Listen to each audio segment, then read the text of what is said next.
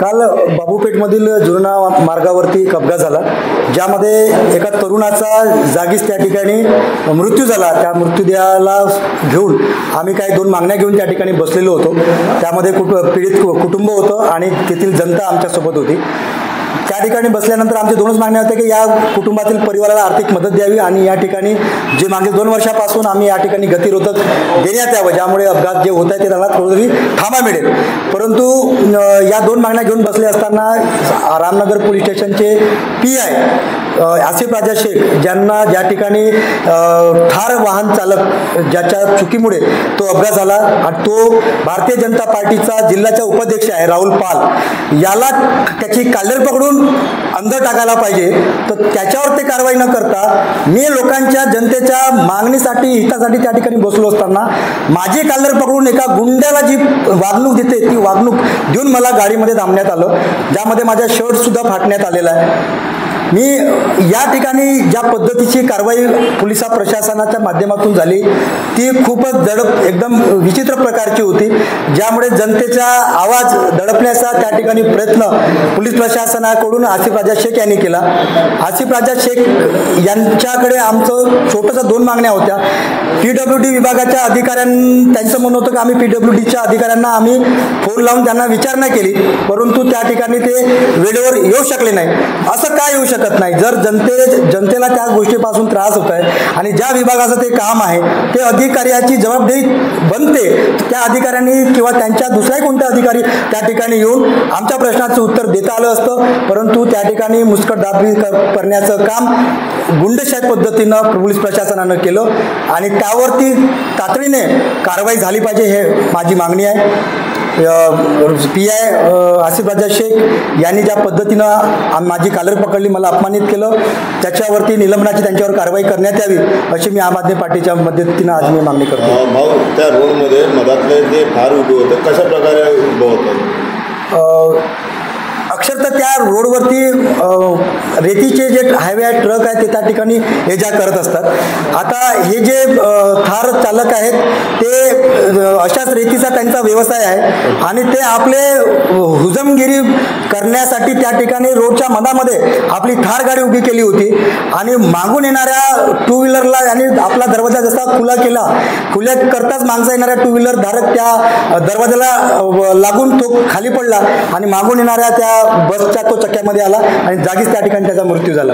या ठिकाणी थार चालकाची चूक होती, थार चालकावर कारवाई करायला पाहिजे होती, पण पोलीस प्रशासनाने थार चालकाची कॉलर न पकडता या ठिकाणी गुन्हेगाराला सोडून जनतेसाठी लढणाऱ्या माणसाची कॉलर या ठिकाणी पकडलेली आहे। भाऊ, आपण पत्रकार सुद्धा भाजपाच्या कारण सतत त्या ठिकाणी ज्यावेळेला मला त्या पोलीस विभागाने मला डिटेन करण्यात आलं त्यावेळेला अनेक नेत्यांचे भाजपा नेत्यांचे त्यावेळेला कॉल आले की या ठिकाणी त्या ठिकाणी थारवाल्याची गलती नाही म्हणून, बल्कि हे लोक सांगणारे त्या ठिकाणी हजर नव्हते। तर त्या ठिकाणी हे सांगणारे कोण आहेत? तर हे आपले भाजपाचे राजुरा विधानसभा क्षेत्राचे देवरावजी भोंगडे, बल्लारपूरचे हरीश शर्माजी यांनी स्वतः माझ्या समोर त्यांचे कॉल त्यांना येत होते कि थार वाले की गलती नहीं है, उसकी गलती है, चला 2 व्हीलर वाले की गलती है।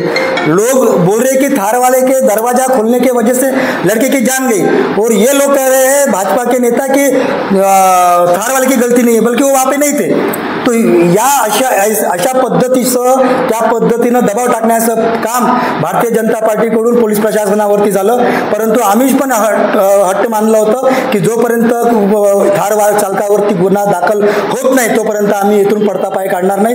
आम्ही FIR कॉपी पीडितांच्या हातामध्ये येतपर्यंत आम्ही रामनगर पोलीस स्टेशनमध्ये रात्री 9:30 वाजेपर्यंत त्या ठिकाणी उपस्थित होतो। गाडीमध्ये बसल्यावर रजा शेख साहेबांसोबत जेव्हा मला डिटेन केली ते रजा शेख साहेबांसोबत मला नेत असताना त्यांनी मला म्हणाले कि तेरे घर का कोई बेटा है क्या, वहाँ पे मरा है क्या, बोले वहाँ पे तू वहाँ पे बैठा है बोले आंदोलन करने के लिए।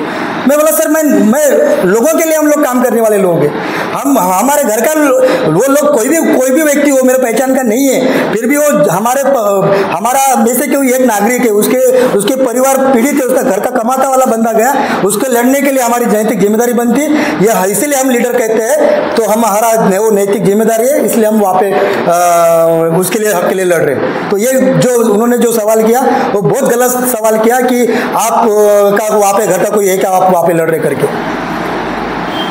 30/9/2000 25 रोजी जुनोना रोडवर एक अपघात झाला. त्या अपघातामध्ये एक 33 वर्षाचा मुलगा जागेवर मयत झाला.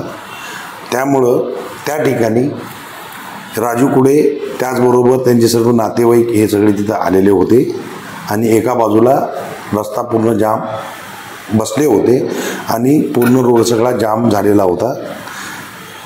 आम्ही जे आहे ते त्यांना विनंती केली की जाणारे येणारे लोक असतात, रुग्ण असतात, लहान मुलं आहेत, त्यांचे हाल अपेष्टा होत आहेत, तर आपण एक बाजू रिकामी ठेवावी म्हणून आम्ही एक बाजू रिकामी केली.